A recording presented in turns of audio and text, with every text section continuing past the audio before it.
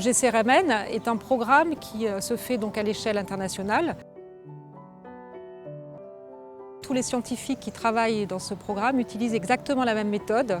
Au niveau des poissons, la méthode est toute simple. On a un ruban gradué qu'on déroule sur le sol, donc c'est un ruban qui fait 50 mètres.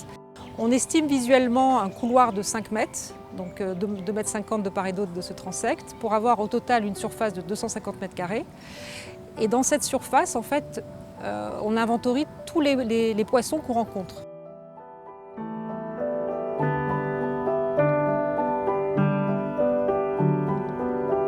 Il faut avoir une petite plaquette et un crayon noir sur lequel on écrit et qu'on note les espèces qu'on voit.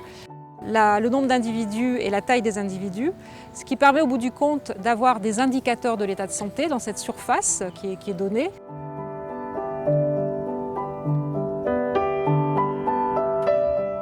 On a par exemple la diversité, le nombre d'espèces, l'abondance des poissons et aussi un indicateur qui s'appelle la biomasse qui est calculé à partir de la taille des individus et le nombre d'individus. Et donc on a en quelque sorte le poids de poisson dans cette surface, dans une surface donnée.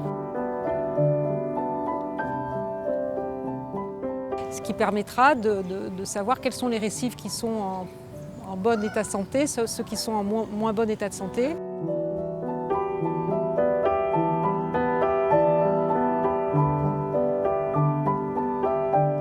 À l'échelle mondiale, il y a vraiment un problème de surpêche sur les poissons. Et donc les poissons sont de plus en plus petits.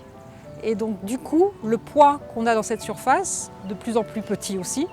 Et donc cette biomasse faible est un signe de perturbation des récifs coralliens.